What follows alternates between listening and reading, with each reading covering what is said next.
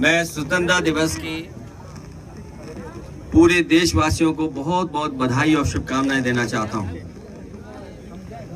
साथ ही साथ हम उन तमाम महापुरुषों को, सबसे पहले राष्ट्रपिता महात्मा गांधी, जिन्होंने लगातार और उनका साथ देने के लिए तमाम भारत के हर कोने से लोगों ने साथ दिया।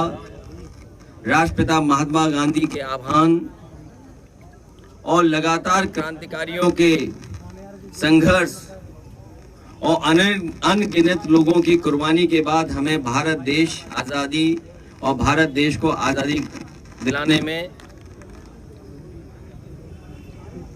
हम सब उन लोगों को याद भी करते हैं और आज के दिन ये संकल्प लेते हैं कि जो सपने स्वतंत्रता सेनानियों ने देखे थे, उन सपनों को पूरा करने के लिए लगातार हम लोग काम करते रहेंगे। इस दौरान उनके आसपास इकट्ठे हुए लोगों ने वंदे मातरम और अखिलेश यादव जिंदाबाद के नारे लगाए। अखिलेश यादव ने यहां मणिपुर पर भी बात की।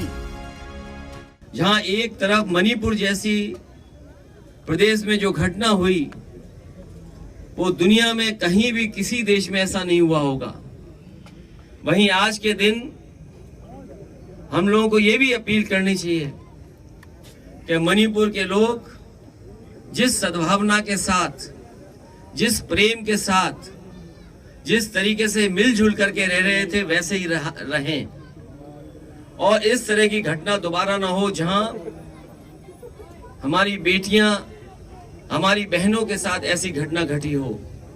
न केवल मणिपुर बल्कि देश के किसी कोने में इस तरह का व्यवहार किसी महिला या बेटी के साथ न हो। दुनिया बहुत आगे बढ़ी है।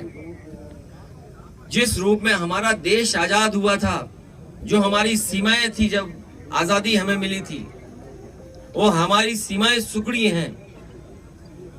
सरकारें जो भी रही हों, लेकिन कहीं ना कहीं हमारे भारत जो आजाद हुआ था, उस समय जो हमारी सीमाएं थीं, उन सीमाओं को सिकोड़ने का काम पड़ोसी देशों ने किया है।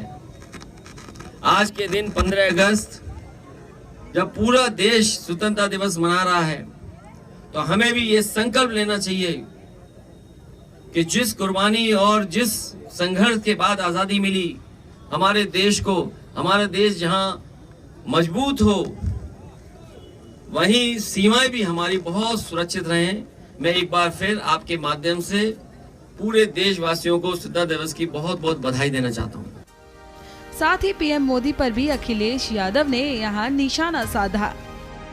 जो हमारी समस्या है उनका हम आकलन करें अगर, तो लोकतंत्र में जो स्वतंत्रता होती है उसमें हम कहां खड़े हैं? हम प्रेस की आजादी में कहां खड़े हैं? हम करप्शन में कहां खड़े हैं? ये कहने को तो ठीक है, हमारा डेमोग्राफिक जो पैटर्न है, कम उम्र के लोग ज्यादा हैं। जो भारत की आबादी में 40 साल से नीचे वालों की संख्या बहुत है। अगर हमारी संख्या 40 साल से ज्यादा लोगों की है, तो वहीं हमारी जिम्मेदारी भी बड़ी बनती है कि इन नौजवानों के हाथ में नौकरी और रोजगार और सरकार ऐसी व्यवस्था बनाए जिससे इनके सपने पूरे हो सकें। और लाल किले पे खड़े होकर के अगर किसी सरकार ने ये कहा हो कि हम किसानों की आय दोगुनी कर देंगे, तो कम से कम उन सरकारों को पीछे मुड़कर देखना चाहिए कि आज हम दोबारा वहीं 15 अगस्त पे खड़े हैं।